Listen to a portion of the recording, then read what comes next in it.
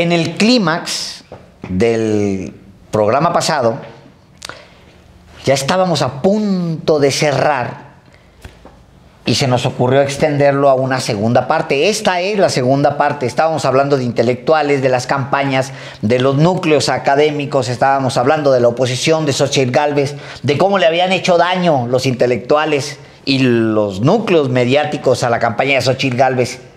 Bueno, en esta parte segunda queremos continuar en esa línea. Acompáñenos.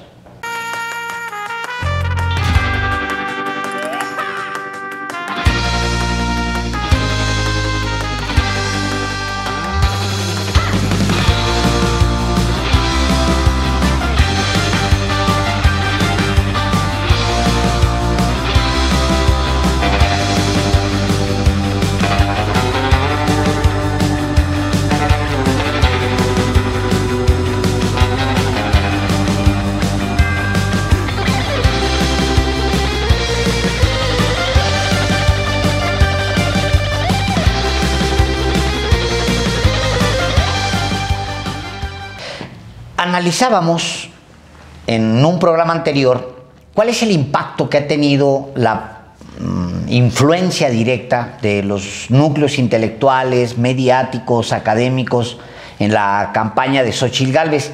Yo me atrevía, Héctor Alejandro, a decir que así como estas élites intelectuales habían conducido al PRIAN a su fracaso durante los últimos 6 años, así iban a terminar cargando con la derrota de Xóchitl Gálvez.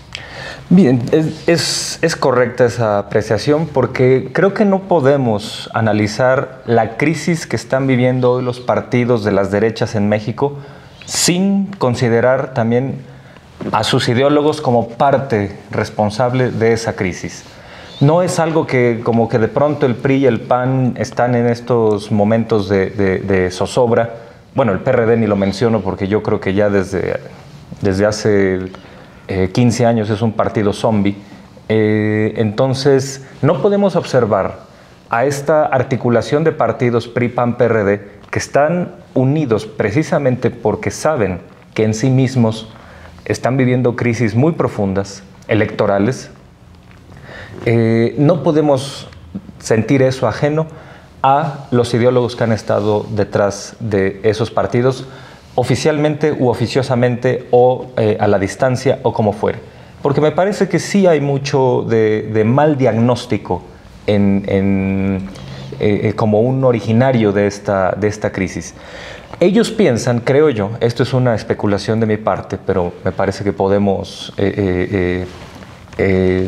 sustentarla, que esta actitud que han tenido de absoluto rechazo a todo lo que significa López Obrador, Claudia Sheinbaum, el movimiento al que ambos pertenecen, que en anteriores ocasiones les ha dado frutos, a mí me parece que solamente son 2 coyunturas, que es la de 2006 y 2012, y fueron situaciones muy específicas. En el caso de 2006, yo no estoy seguro de que esta articulación completamente de diversos frentes contra López Obrador haya funcionado, porque debieron recurrir a alteraciones electorales, debieron recurrir a una discrepancia entre los números de votos reales en casilla y el conteo en el IFE, en el conteo rápido y otro tipo de anomalías para poder decir que Felipe Calderón ganó aquella elección. Es decir, ellos viven de una inercia que me parece no tiene mayor sustento. Ellos piensan que como en aquella ocasión les bastaron 3 meses de campaña para lograr un presunto triunfo, ahora pueden tener una situación similar. Me parece que están olvidando la muy importante variable del fraude electoral y el hecho de que con todo y todo a López Obrador no pudieron reducirle su ventaja en las encuestas de manera absoluta y total.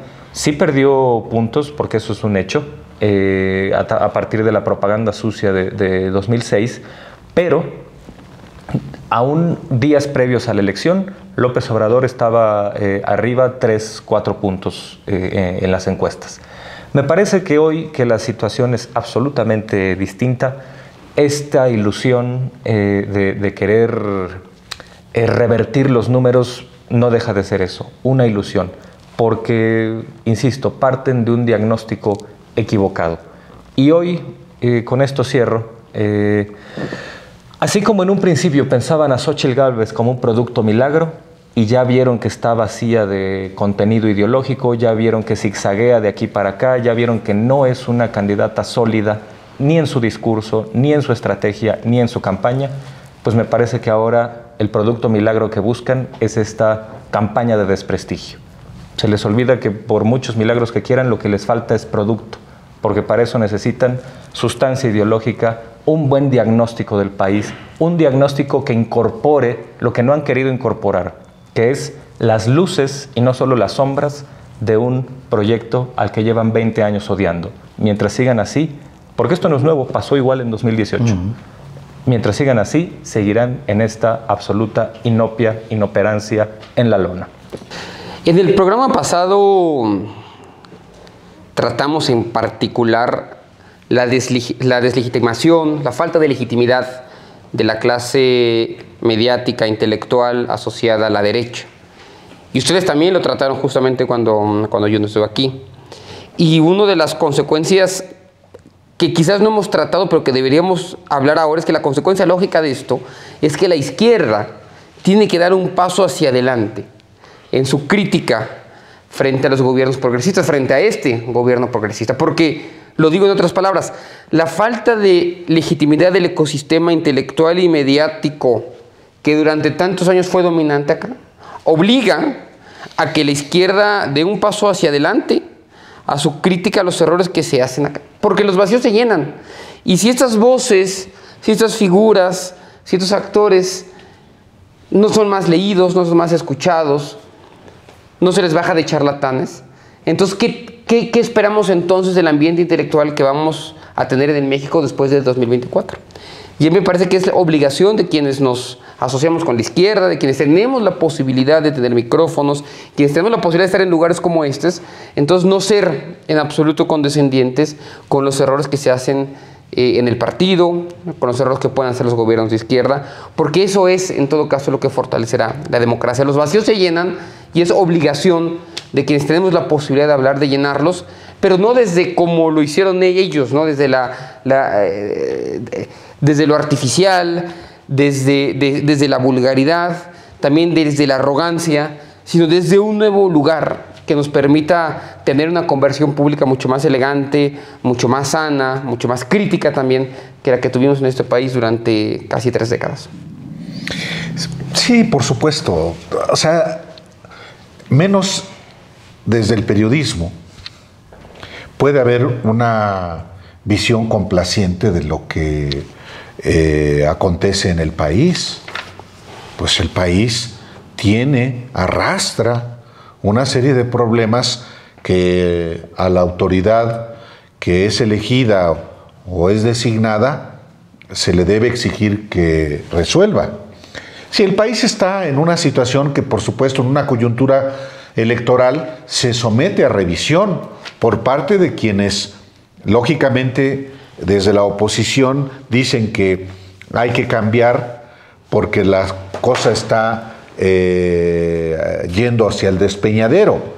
Y, como es normal también, el oficialismo defiende lo que considera es defendible. Sin duda eso es parte también de la valoración que se debe hacer en la coyuntura electoral, antes y después de la coyuntura electoral. Sí, también hay que someter a evaluación al gobierno del presidente López Obrador, a él mismo como autoridad y en su desempeño ante el proceso electoral mismo. Pues hay que decir que toda autoridad, evidentemente como servidor público, está solamente obligado a hacer lo que la Constitución expresamente le señala, a diferencia de todos los ciudadanos que podemos hacer exactamente todo menos lo que viole la Constitución y las leyes. En ese sentido, por supuesto que hay una exigencia, en particular de la oposición, y que tiene que ver con lo que platicábamos en el programa pasado, de hablar de una elección de Estado. ¿Se puede hablar de una elección de Estado cuando solamente la autoridad, así sea la máxima autoridad del presidente de México, Andrés Manuel López Obrador, opina sobre tal o cual asunto? Una elección de Estado va más allá de una mera declaración. Una elección de Estado significa que se pone al servicio de un proyecto político electoral los recursos del Estado. Y el Estado, hay que decirlo también, no solo es el gobierno. El Estado implica a todas las instituciones, a los poderes, al legislativo, al poder judicial, a los organismos constitucionales autónomos, a los gobiernos estatales, a los gobiernos municipales, a los congresos locales. Hay evidencias de que hasta el Poder Judicial está a las órdenes de López Obrador para inclinar la balanza a favor de Claudia Sheinbaum. Pues eso es un disparate, decir eso. El legislativo, el Senado y la Cámara de Diputados está desviando recursos para ponerlos al servicio de la candidata del oficialismo. No hay ninguna evidencia en ese sentido. Hay tentaciones, por no decir, hay evidencias de que gobernadores de los estados están actuando de esa manera. Bueno, en todo caso hay que presentar evidencias. Hablar de una elección de Estado es, desde mi punto de vista hoy, un disparate. No se compara con el 2006, cuando el gobierno de Vicente Fox sí dispuso de recursos del gobierno federal y de funcionarios que tuvieron a su cargo gobiernos, estados, para operar junto con los gobernadores a favor de Felipe Calderón. El Poder Judicial, de manera particular el presidido por Mariano Zola Huitrón, claro que estuvo involucrado. El Instituto Federal Electoral, que era el órgano que tenía la obligación de garantizar una contienda en condiciones de libertad y de equidad, actuó de manera facciosa. Eso se puede perfectamente acreditar desde su integración en 2003. Y el Tribunal Electoral del Poder Judicial de la Federación en aquel entonces también lo hizo. Diría yo más, nada más que muchos no se quieren acordar de aquello, pero también las cámaras de diputados y de senadores actuaron como PRIAN a favor de Felipe Calderón. Y ya no hablemos de la intervención ilegal de los organismos empresariales que estaban por ley impedidos de contratar espacios en radio y televisión, y lo hicieron porque lo permitió el Instituto Nacional Electoral. No, ahí me voy a quedar. Es decir, sí, hay que ser críticos de la actuación de las autoridades hoy y comparemos con la actuación de las autoridades en 2006, en 2012 e inclusive en el 2018.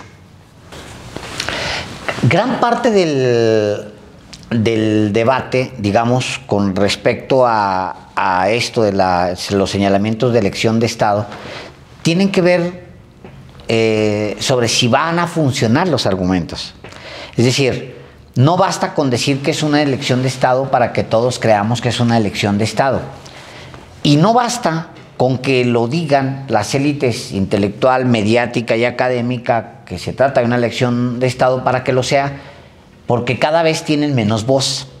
O sea, han caminado de manera dramática hacia el descrédito en muy poco tiempo, y creo que es algo que a ellos en particular les preocupa y luego los acelera y los lleva a cometer errores tan burdos como el mismo último comunicado o manifiesto o lo que sea, que es ya irrisorio, donde le piden a las autoridades que intervengan para que deje de haber una cobertura parcial a favor de Claudia Sheinbaum en una prensa que además ellos mismos controlan.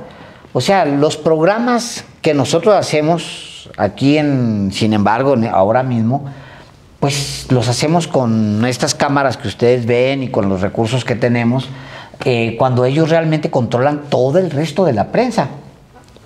O sea, realmente los que estaban representados ahí.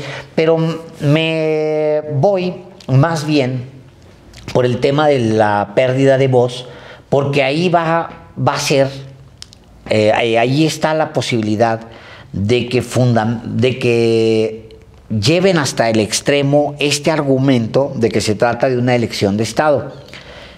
¿Con qué cara pueden decir ellos que han participado de otras elecciones de Estado que esta es una elección de Estado, por ejemplo, ¿no? ¿Y con qué cara pueden tratar de participar de este proceso llamando la elección de Estado sin que haya otras voces que le digan, espérate, o sea, es que no hay una elección de Estado?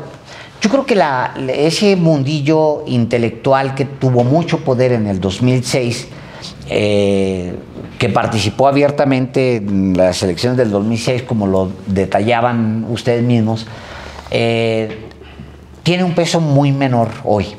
Y en gran parte es por la victoria cultural de López Obrador. Es una victoria cultural por encima de su proyecto que parecía hegemónico. Si tú voltearas a ver a los intelectuales del 2006 y los comparas a los intelectuales que son hoy, te vas a dar cuenta que están muy mermados, muy disminuidos y que no tienen el peso que en su momento tuvieron y que es probable que ya no lo vayan a tener. Héctor Aguilar Camín tiene 77 años. En 2030, para la siguiente elección presidencial, ojalá y dure muchos años en su vida, va a tener 83 años. El mismo Enrique Krause va a tener 84, 85 años ya en la elección del 2030 y ojalá y duren con mucha salud, se les desea siempre lo mejor y sobre todo salud mental hasta el 2030. Pero es probable que lleguen mermados físicamente y es más probable todavía que lleguen muy mermados intelectualmente. ¿Qué quiere decir con esto? Para ellos es esta elección, para muchos de ellos es esta elección, no hay otra elección. Es esta en la que se tienen que echar toda la carne al asador. Hay un grupo muy particular, incluso de periodistas que vienen... Perdón que te interrumpa, ¿Sí? Pero sus propios medios, Nexos, Letras Libres, su propia supervivencia depende de lo que sucede en esta elección. No es lo que va a pasar en el 30 o en el 36, ahorita. Sí. En recobrar contratos públicos, en volver a tener algún tipo de importancia, de ser otra vez contratados por las bibliotecas públicas, porque de otro modo su modelo de negocios no me imagino que pueda tener sentido muchos años más. 12 años son muchos años, Carlos, efectivamente, para esos núcleos, o sea, para esos grupos, estar fuera de la academia, o sea, tenían control. Por eso a mí me gusta hablar de intelectuales y académicos, porque tenían control de las instituciones, tienen todavía mucho control de instituciones educativas. Y desde ahí, hay grupos de esos y satélites de esos mismos grupos que viven de la UNAM, por ejemplo. Directamente de la UNAM. Tienen en control que si la dirección de publicaciones de no sé qué, si la dirección de quién sabe qué, y se los disputan entre ellos. Entonces, es mucho el tiempo. Sobre todo, si estás cerrando tu vida en el descrédito. Para muchos periodistas incluso y para muchos académicos e intelectuales, cerrar este ciclo con este nivel de descrédito es lo peor que les pudo haber pasado. Como quiera, Vargas Llosa está escondido en España con el PRIAN en el poder, como decía Álvaro Delgado, o sea, con el PRIAN español, que es el PP y el PSOE, que es el PRIAN, o sea, así tal cual. Como quiera, Vargas Llosa, pues ahí se puede mover en el PRIAN, pues está en su elemento. Todavía no ha habido una transición allá. Y cuando estaban cerca de hacer una transición, destruyeron esas fuerzas de izquierda que se estaban agrupando, ¿no?, en torno a Podemos y toda esa fórmula. Bueno, concluyo diciendo, no les queda otra, para muchos de ellos no les queda la elección del 2030, es la elección del 2024. Le van a echar toda la carne al asador así, hagan el ridículo como lo vimos en ese desplegado. Y bueno, además de hablar de estos personajes que son las cabezas visibles de ciertos cacicazgos culturales, bueno, yo también creo que vale la pena pensar en sus sucesores, porque si Aguilar Camín y Krause están en cierto descrédito, perdón, lo que viene es mucho peor. Hay una historia que es conocida acerca de cuando Octavio Paz hablaba con Carlos Fuentes y ambos criticaban con dureza algunas técnicas y bajezas del viejo régimen que hacían para descreditar adversarios, como fue en 1968 la publicación de un panfleto que se llamaba El Móndrigo para... uno de varios. Uno de varios, sí, de ese fue del que hablaban, pero sí, pues, el Móndrigo, esas prácticas... Dani el Travieso, el otro contra Daniel José Villegas. Dani, hijo del tío, discípulo del tío Sam, una cosa así, claro, que confeccionó el gobierno de Echeverría. Sí. Y el de Díaz Ordaz hizo del Móndrigo para descreditar a los estudiantes del 68. Y al parecer fue armado en Gobernación. No, me parece que hay un debate ahí, se lo atribuyen a Emilio Uranga, pero parece que fue de Gobernación. En fin, sí. El punto es que fue una manufactura de propaganda sucia. Y Octavio Paz y Carlos Fuentes criticaban con dureza eso. Y Octavio Paz refirió a esas prácticas como ascos ideológicos, una cosa así. Observemos al entorno de Krause. Son personajes que hacen este tipo de cosas. El señor que dirige Letras Libres, Fernando García Ramírez, es el precursor de la Operación Berlín, que deliberadamente es un trabajo muy parecido a el Móndrigo en su momento. O sea, estos ejercicios de propaganda sucia, anónima,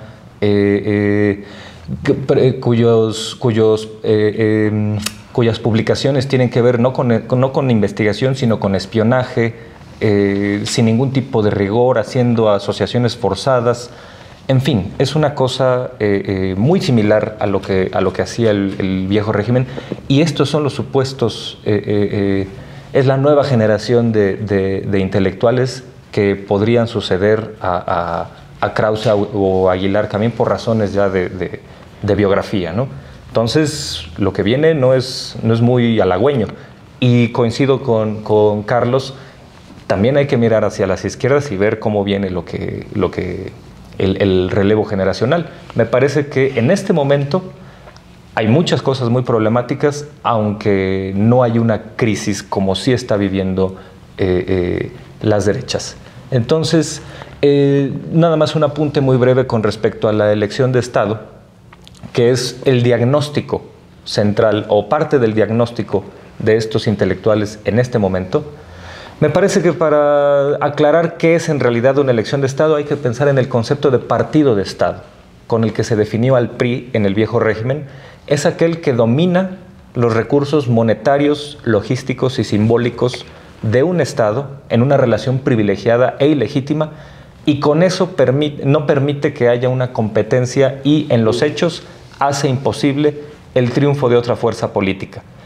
Obviamente el concepto de partido de Estado sí definió al PRI durante mucho tiempo, las cosas fueron cambiando, pero no podemos pensar en un concepto como elección de Estado sin tener esto en cuenta. Hoy no hay elementos para pensar que puede haber una elección de Estado, no solo en la definición teórica, sino también en los hechos. Por lo menos tenemos dos comparativos fundamentales en tiempos recientes, que es la elección de 2006 y la de 2012, donde sí tenemos elementos de saber que de manera ilegítima, es decir, me parece descabellado, grosero, majadero, que se compare lo que pasó en 2012 con la construcción de una candidatura por años de Peña Nieto con base en dinero público, y lo que pasó en 2006 con Fox, que a estas alturas del partido, en marzo de 2006, ya Fox estaba a punto de recibir una sanción, una admonición de parte del IFE para que dejara de emitir sus spots pagados con millonadas públicas. Sí. Y fue hasta mayo que la Suprema Corte de Justicia le pudo poner un alto, porque sistemáticamente mandó al carajo las instituciones, mandó al diablo a las instituciones, mandó al diablo al IFE, cosa que también hizo el Consejo Coordinador Empresarial, porque también los amonestaron y les importó un poco, muy poco. Todo lo que se gastó en ese lapso es monstruosamente mayor a cualquier cosa que ellos pudiesen argumentar que hoy es un gasto ilegítimo por parte del gobierno de López Obrador. Lo que ocurre es que quieren reducir todo el poder del Estado a el mediano poder simbólico que tiene el presidente en las conferencias de prensa. Me parece que, además de que no hay elementos para sustentar que hay una elección de Estado, ocurre que tienen mal el concepto desde un inicio. Por eso es que no pueden hacer un diagnóstico correcto de lo que está pasando. Qué bueno que lo señalas así con tanta claridad teórica, querido Héctor. Ahorita voy a volver al tema de la elección de Estado, pero antes, simplemente para cerrar el tema de los posibles herederos o no herederos de Héctor Aguilar Camín o de Enrique Krause. Me parece que este tipo de figuras son figuras que existieron en todos los países de la región y también en países europeos en el siglo XX en su momento. Responden más a un contexto con una sociedad un poco menos plural, con barreras de entrada a los medios mucho más altas de las que había hoy. Este tipo de figuras ya difícilmente pueden emerger, ya no va a haber este tipo de sucesores. Hoy tenemos medios de comunicación alternativos, barreras de entrada mucho más bajas, una sociedad más plural. Ya es muy distinta el escenario en el que se forjan esas figuras tipo Daniel Cosío Villegas y después ellos dos, ¿no?, que la que vamos a tener en el siglo XXI. Entonces ya creo que hay que pensar en otra matriz en la que se comienza a establecer un diálogo público entre ciertas figuras con algún tipo digamos, voz y el resto de la población. Yo no creo que revistas como Nexos o revistas como Vuelta o como Letras Libres vayan a existir ya en el futuro. Hay nuevas formas de comunicación y hay que hacernos cargo también de esas nuevas formas de comunicación. Quiero decir 3 o 4 cosas con respecto al discurso de la elección de Estado, y una de ellas es que es un discurso sumamente ambivalente y problemático, ¿no? Si ustedes se fijan, cuando más hablan de la elección de Estado Xóchitl Gálvez y últimamente ahora Alito Moreno es cuando salen de México, porque es cuando más vende ese discurso, porque uno no tiene por qué saber Pedro Sánchez, no tiene por qué saber una persona en Washington, en París o en el Vaticano qué está pasando realmente en México.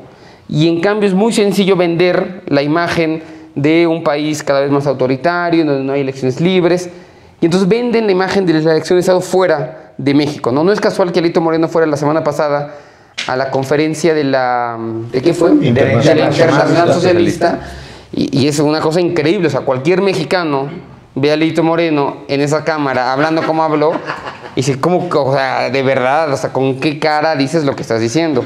Pero pues tal vez en Madrid o donde haya estado, alguien le puede creer el cuento. Y digo que es ambivalente y peligroso porque, a ver, tú no puedes, como frente opositor, pedir el voto de la gente, tú no puedes salir a hacer mítines, tú no puedes llamar al voto y al mismo tiempo decir que sin ninguna evidencia hay una elección de Estado y que la elección ya está resuelta, ¿no? Son como dos cosas completamente. O sea, ¿con qué ganas sale un votante del PAN y el PRI a votar a una elección que sus propios dirigentes le están diciendo que no cuenta? Entonces, o sea, eso no sé cómo lo van a poder. Para mí es una tensión completamente irresoluble. Por eso es que decía en el programa anterior, comienza con este cuchicheo, comienzan como filtrando alguna información en algunos medios de comunicación, y después del 2 de junio, o después del 1 de junio es cuando van a hacer, digamos, ya esto es la narrativa oficial. De la misma manera en que ahora gastan millones de pesos diciendo narcopresidente, el 2 de junio van a estar diciendo elección de Estado, fraude, y se van a inventarlo y van a decir que aquí no hubo elecciones legítimas, y durante 6 años van a acusar de ilegítimo el gobierno de Claudia Sheinbaum. Aquí el problema que ellos tienen, si me permiten, es que las encuestas dicen otra cosa, la gente cuando sales a la calle dice otra cosa, la popularidad del presidente está ahí, la buena imagen de la candidata de Morena está ahí. Entonces no hay forma en la que, desde mi punto de vista, puedan vender esto con algún tipo de éxito, al menos en México. Pero eso sí va a hacer que durante el gobierno de Claudia Sheinbaum vaya un frente abierto hacia afuera, hacia el exterior, siempre juzgando la propia legitimidad de su autoridad. Entonces, Creo que el frente más fuerte que va a tener al principio Claudia Sheinbaum, una vez que gana la elección del 1 de junio, va a estar justamente en enfrentar ese discurso muy potente, con mucho dinero, que ya sabemos que no tiene asidero en la realidad, pero que van a estar intentando meternos por todos lados, de que ella no es una presidenta legítima, y un poco haciendo el paralelismo con lo que fue Calderón, aunque no tenga nada que ver una cosa con la otra. El gran problema que tiene también, en particular, la oposición mediática, la oposición académica, la oposición intelectual, la oposición partidaria, es que no le están ofreciendo nada a los mexicanos que no sea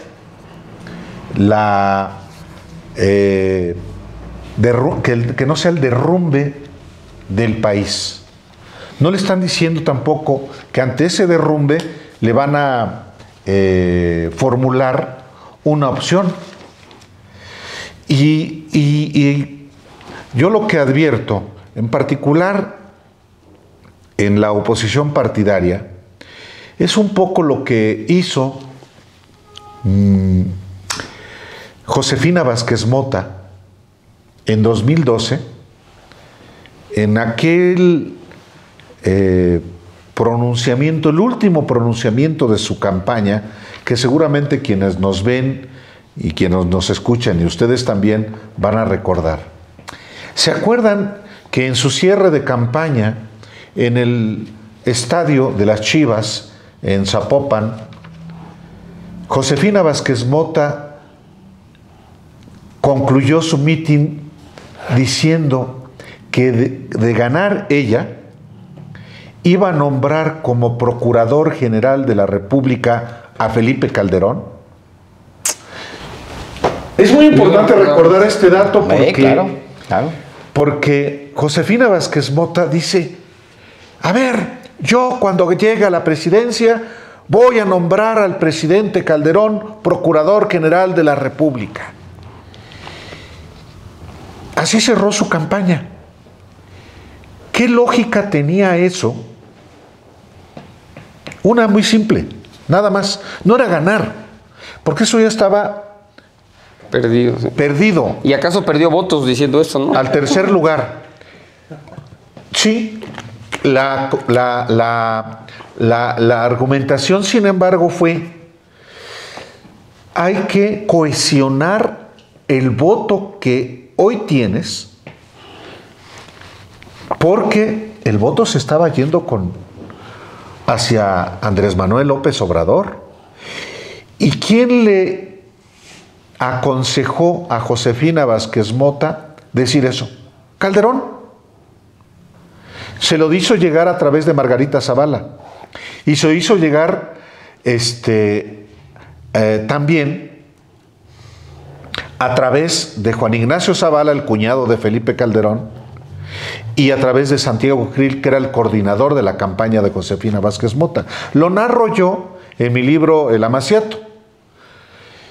¿Por qué traigo a cuento esta historia de Josefina Vázquez Mota de la elección del 2012, que él cae al tercer lugar? Porque también en la lógica de los partidos coaligados que postularon a Xóchitl Gálvez, lo que importa es, hoy más que nunca, evitar que se les que cunda el desánimo. Entonces hay que cohesionar por lo menos el voto que cada uno tiene hoy, que no caiga el derrotismo, el desánimo, el desenlace de la fatalidad. Entonces, ciertamente en ese sentido discrepan un tanto con las otras oposiciones. En la lógica de los partidos es evitar que se les vayan los votantes que ellos sienten que hoy tienen. No van a ganar la presidencia de la República, ellos lo saben, y porque tienen encuestas que mandan a hacer y saben que esas encuestas coinciden con las que son públicas. Entonces es evitar en lo más posible que se le vaya los votantes, que se desanimen, que ya para qué baños. Un poco la lógica que también hay en la coalición oficialista. Hacer que la gente vaya a votar, que no se caiga en la autocomplacencia, porque en ese sentido ya mucha gente que simpatiza con el presidente o con la propia Claudia Sheinbaum dice, no, pues llevan 20 puntos de ventaja, de todas maneras van a ganar, ¿para qué voy? Y esa sí es una preocupación también dentro del equipo de Sheinbaum y de Morena. Sí, de los dos equipos, exacto, tendría que ser una preocupación, claro, porque genera el mismo efecto en unos y otros. ¿Sí? Esta elección ya está perdida, no voy a votar. No, esta elección está muy ganada, ya no voy a votar. Exactamente. Es exactamente lo mismo. Ahora, todas las encuestas, o la mayoría de las encuestas, llevan al PRI, PAN, PRD a números inéditos en ellos, ¿no? O sea, el PRI está a la mitad de la elección, en la mitad de la intención de voto de la elección del 2018.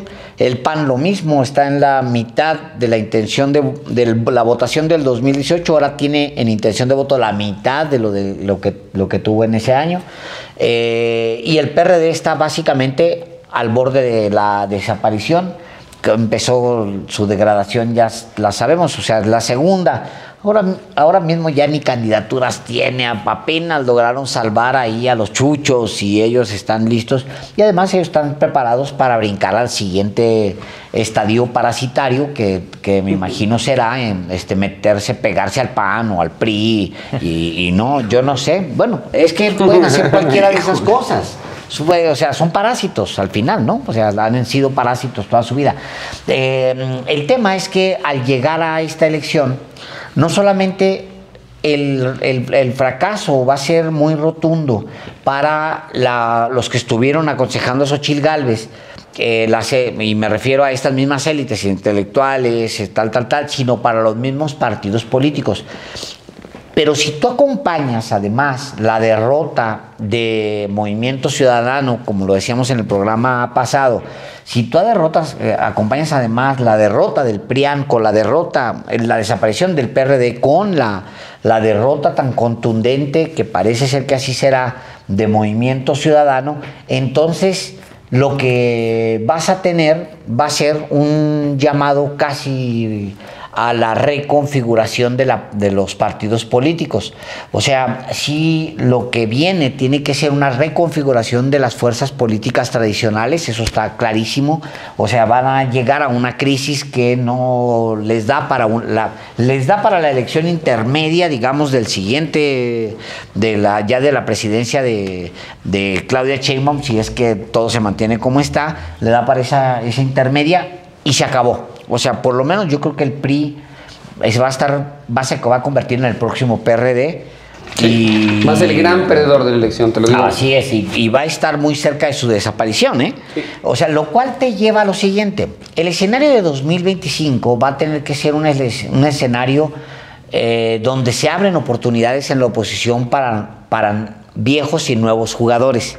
Por ejemplo, yo no descarto que Felipe Calderón se vaya a poner un énfasis en la formación de este nuevo partido de México Libre, de que regrese para tratar de conformar una nueva fuerza de derechas que se prepare para la elección del 2030, como él ha soñado, como él soñó en 2017, en 2018 y para la elección del 2019, ¿no? Que era su verdadero propósito, de tener un partido en 2019. No lo dudo. El problema con esos personajes, o sea, Felipe Calderón perdió la elección del 2006, perdió la del 2009 de manera tremenda. O sea, tanto que llevó a la primera renuncia de un presidente del PAN en toda la historia del PAN, por una derrota, que es la de Germán Martínez. Manda a tercer lugar a Josefina Vázquez Mota en la elección del 2012. En la elección, en fin, o sea, Calderón, ¿qué significa? Te recuerdo que en 1997 también la perdió En Michoacán. Calderón, antes de claro. López Obrador. O sea, López, En la Cámara de Diputados. Felipe Calderón ha sido una tragedia para el PAN, para empezar. Para el país, por supuesto, pues bueno, ahí están las consecuencias, ya perdieron absolutamente todo, pero ha sido una tragedia para el mismo PAN. No es alguien que gane elecciones, aunque tenga siempre un núcleo de personajes que andan siempre con él, que vamos, presidente, y que lo adoran y lo... Híjole, ya no. Puro también, a su vez, puro radical, perdedor. Pero Radical otro, ¿eh? Otro tipo de radical, porque me he dicho 2 veces ya en el radical, programa radical. pasado yo lo que Ya es decir, oye, provocación, es una ¿eh? provocación. Sí, no. Hay radicales buenos y radicales malos. Estos son radicales malos. No, los malos somos nosotros. Sí, yo también. Es cierto. Me gusta más. Pero cierro con esto. Se va a abrir en 2025 una nueva oportunidad, pero está la crisis de la oposición que yo creo que ni viejos ni nuevos personajes se ven viables para poder reconfigurar a la oposición de cara a lo que se viene, que va a ser de facto una recomposición del sistema de partidos en México. No, de acuerdo. Bueno, hago una acotación. Así como en la química hay radicales libres, también hay quien no lo son. Y no hay aquí ninguno de esos. Bueno, entonces, bueno, yo creo que ese mal diagnóstico de todos estos frentes que se han abierto contra Claudia Sheinbaum, contra López Obrador, contra el movimiento al que pertenecen en general, pues están en una actitud negacionista de su futuro inmediato. E insisto, no es algo nuevo. Me parece que se corre un gran riesgo de que estos partidos se conviertan en partidos rémora, partidos parásito, cuando ahorita su estadio es, decía un profesor ahí en la facultad, de partidos bonsai, ¿no? Carísimos, enanos y nunca crecen. Entonces, es una cosa que de ser partidos de una dimensión nacional, de ser partidos que en su momento fueron muy importantes por tamaño al inicio del siglo XXI, pues están en una crisis de la cual no saben salir, y un ejemplo muy claro es lo que pasa con Movimiento Ciudadano. Me parece que en 2018 este partido parecía que iba a ser un diagnóstico relativamente correcto de la situación, y su primera decisión fue salirse de la alianza que postuló a Anaya en esa coyuntura. Y pues uno pensaba que podían estarle apostando a ver, nosotros no vamos a asumir esa actitud de intransigencia total con el presidente. Me parece que en algunos discursos, incluso el gobernador de Jalisco llegó a ser muy bravucón a espaldas del presidente, pero ya que lo tenía enfrente, con mucha institucionalidad y mucha calma. El caso de Samuel García fue parecido. Él nunca tuvo una confrontación tan fuerte con el presidente. De hecho, se mantuvieron en buenos términos, y eso fue lo que lo hizo navegar con una bandera relativamente estable en su gobierno en términos de popularidad. Parecía que Movimiento Ciudadano había hecho un diagnóstico relativamente correcto en 2018, pero pues también han estado en este zigzagueo donde no se encuentran, donde están absolutamente desorientados, y eso es parte de lo que explica su situación de debilidad. Pero esa situación de debilidad se exponencia en el caso de PRI, PAN y PRD. Me parece que deben pues no solo renovar sus propias élites dirigentes al interior de sus partidos, si es que el PRD sobrevive, que yo lo dudo mucho. PRI, PAN tienen esta oportunidad de renovar sus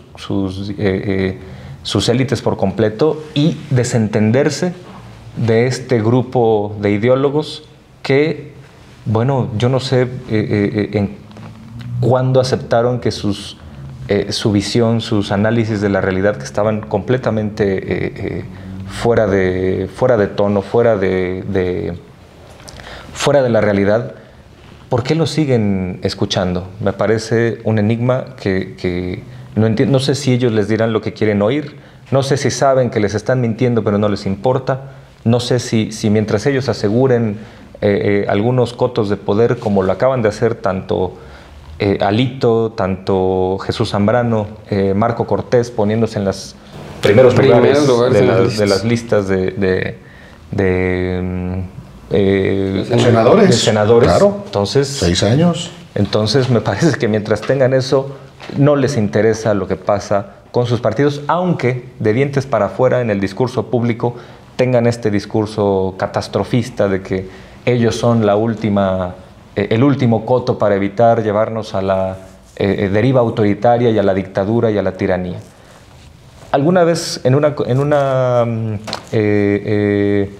entrevista con una funcionaria del PAN, cuyo nombre me reservo porque estoy trabajando un texto que posiblemente se publique, entonces cuando eso salga ya lo podré decir.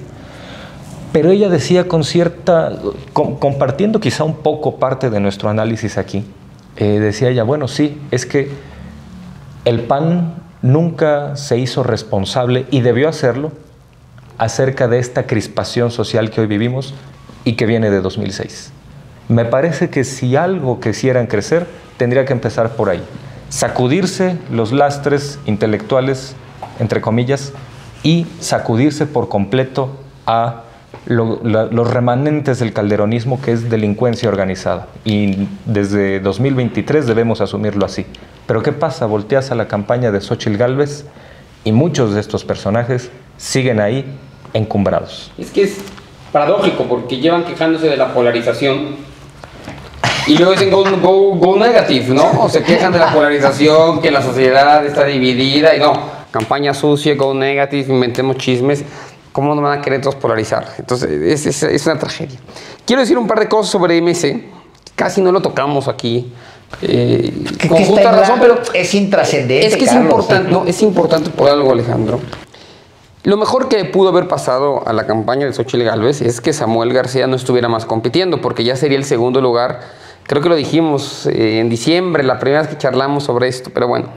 Que haya sido alguien como Álvarez Maínez el candidato, creo que fue muy conveniente para Xóchitl Gálvez, porque no está digamos, en entredicho la segunda posición. Está muy claro que Álvarez Maínez no está creciendo, que está muy debilitado, pero sí creo que los debates presidenciales le van a dar una oportunidad única al candidato de MC de posicionarse. No porque él sea muy bueno ni porque Xóchitl sea muy mala, sino estructuralmente suele suceder que cuando tienes dos candidatos muy conocidos y luego viene uno tercero, la sorpresa del debate va a ser Álvarez Maínez. Claro. Y puede atacar la línea de flotación de Xóchitl Gálvez. Entonces, ha sido intrascendente, pero no quiere decir que vaya a ser intrascendente de aquí al 1 de junio. Puede ser una de las poquitas cosas que vayan a cambiar de aquí al día de la elección, que la gente lo empiece a conocer un poco más y que entonces Xóchitl todavía se vaya todavía más hacia el despeñadero, ¿no? Y por último, un frente más que se le va a abrir, porque ha sido la idea de los frentes, ¿no? Opositores, digamos, el hilo de estas dos conversaciones. Y empiezo por aquí.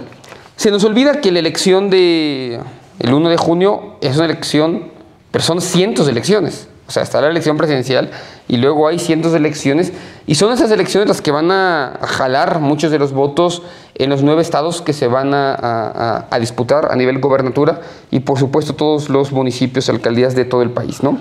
Puede darse el caso en que haya muchos políticos locales, opositores, que les vaya a ir muy bien, pero cuyos votantes no vayan a ir con Xóchitl Gálvez, sino que vayan a ir con Claudia Sheinbaum, porque puedan tener ya una alianza con el gobierno de Claudia, ¿no? Entonces, si bien creo que va a ser muy competido en muchas ciudades, va a haber mucha competencia en algunos estados, en muchos municipios, no necesariamente esos votantes van a ir también por la candidatura de Xóchitl Gálvez, sino que se la van a dar a Claudia Sheinbaum. Creo que vamos a ver mucho de esos.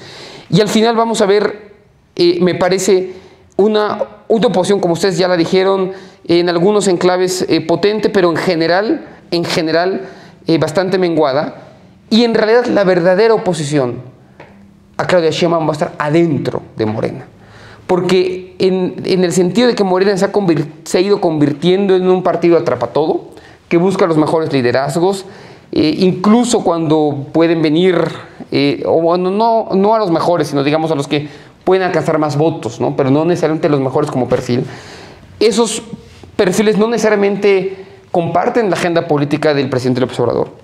De hecho, en muchos casos no lo comparten para nada. Hay gente que venía del PAN, del PRI, que hasta hace 3 semanas odiaba al presidente, hoy está con él.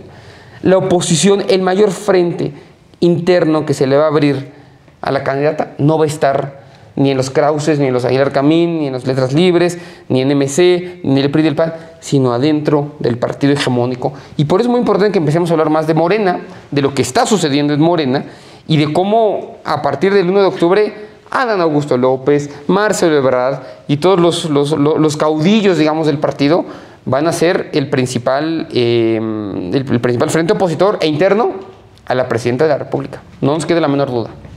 Nos quedan 10 minutos, vamos. No, sin duda. El tema, ya que lo formulas, ya en otros momentos lo hemos platicado, pero nos hace falta, por supuesto, abocarnos específicamente lo que está pasando, lo que ha venido pasando y lo que viene en Morena como partido político en el ejercicio del poder constitucional a nivel de presidencia de la República, en el Congreso y en los gobiernos estatales y municipales. Sí, porque va a generarse, se está generando ya, yo pienso inclusive una ruptura, y que forma parte también de esta crisis del régimen de partidos políticos que tiene que sufrir una refundación, no solamente en términos de la derivación electoral, sino tiene que generar un nuevo esquema institucional de partidos políticos, una nueva reforma política y electoral, porque hay circunstancias muy diferentes a la reforma electoral del 2013-2014, de la reforma de 2007-2008, de la reforma del nada menos que de 1977 con López Portillo. A mí me gustaría concluir, efectivamente, por una parte, coincidiendo en que va a haber necesidad de hablar sobre Morena, y concluyo nada más con el partido Movimiento Ciudadano. Las preferencias electorales que MC tuvo en su mejor momento, con una perspectiva de Samuel García como su candidato, y que más o menos iba entre el 10 y el 15%, ¿a quién favorecen más? ¿A Xóchitl Gálvez o a Claudia Sheinbaum? Porque Xóchitl Gálvez,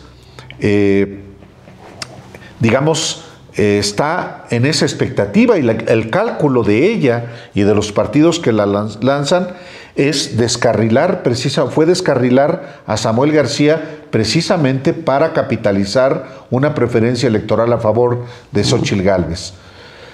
No se ha reflejado todavía, y en efecto, todavía falta que en los 3 debates que habrá, alguien como Jorge Álvarez pueda, persuadir a un electorado que, al no ser el gobernador de Nuevo León el candidato presidencial,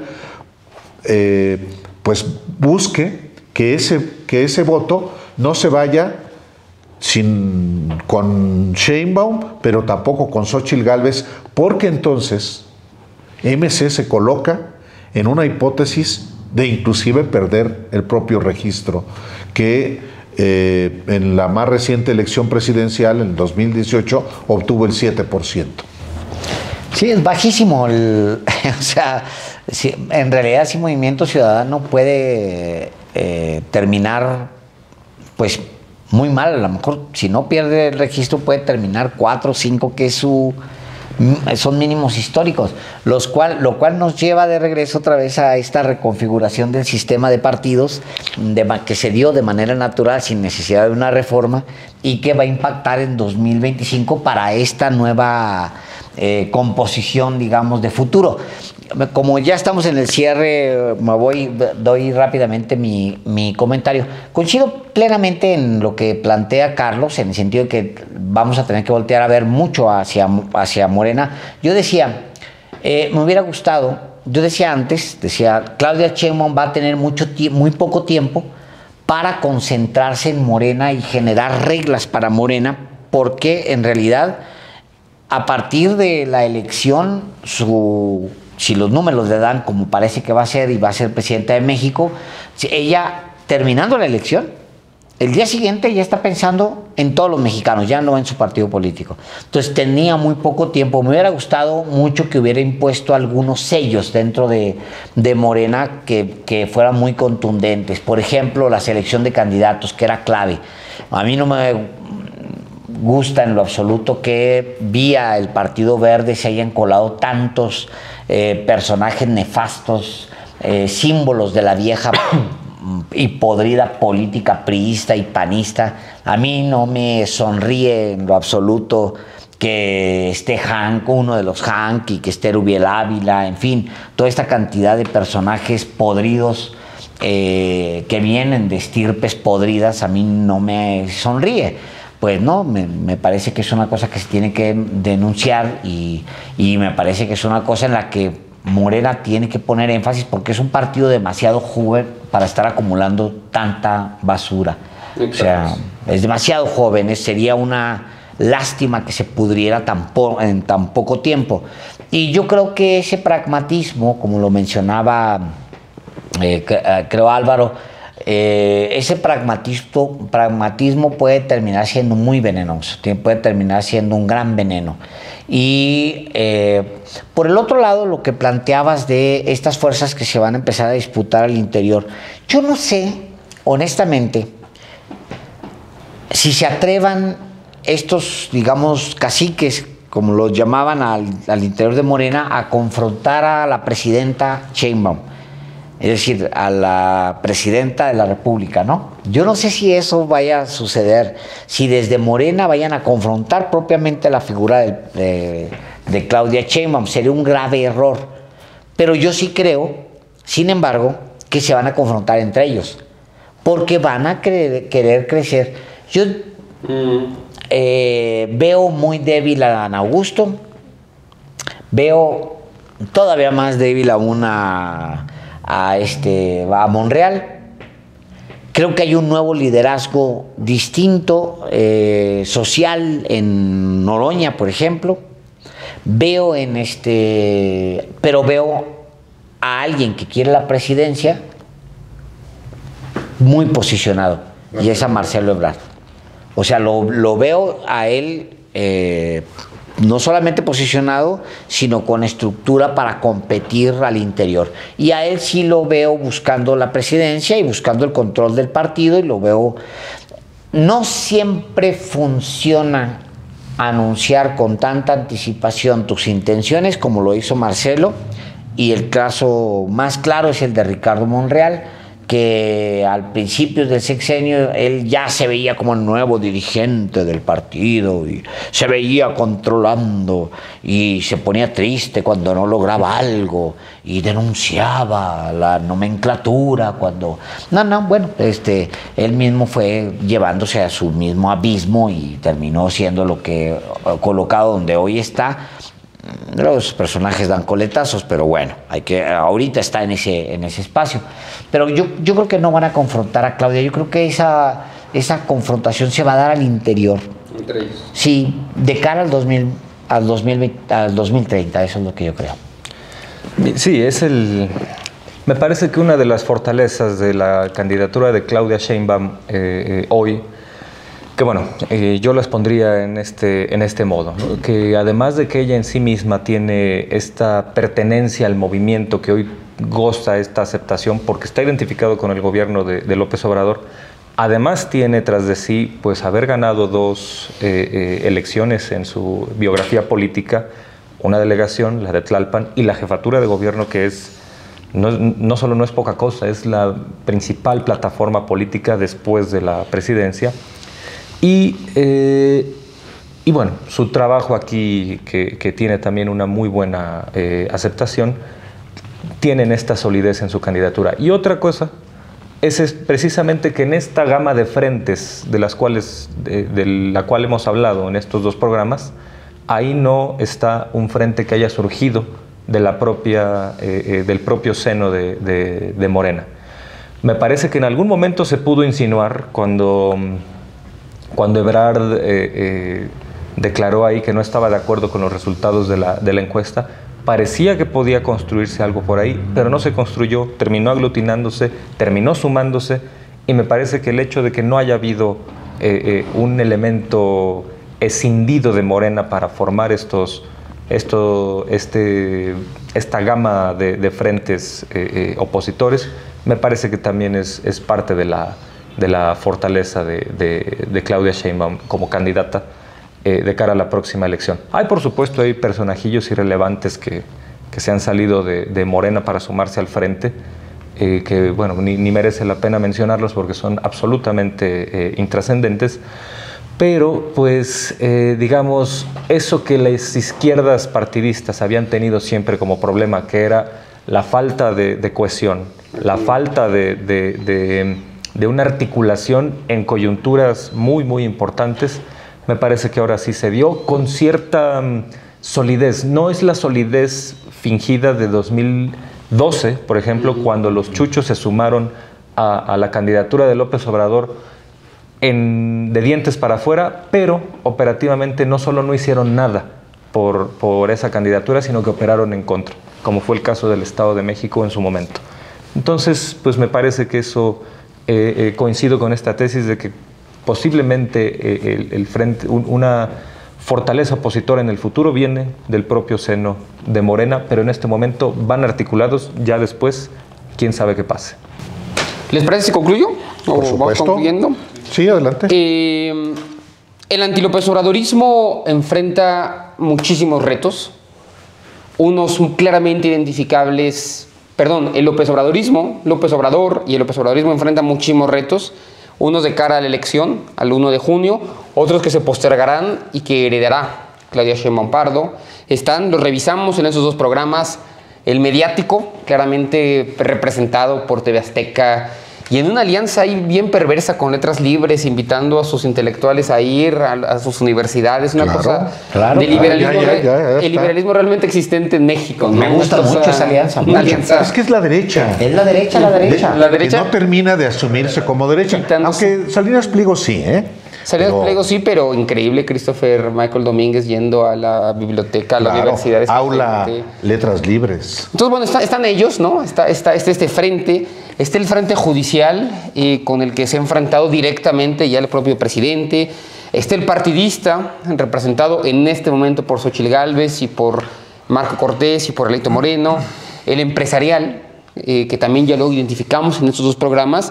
Y los que se generarán en el futuro, algunos de ellos desde Morena y alrededor de Morena, en el Partido Verde, en el Partido del Trabajo y seguramente en estas alianzas y coaliciones que hoy vemos representadas en el Partido Morena. Entonces, creo que en estos dos programas logramos muy bien ir por cada uno de estos frentes. Y los internacionales, desde luego. Ya está el gobierno español intrometiéndose en la elección.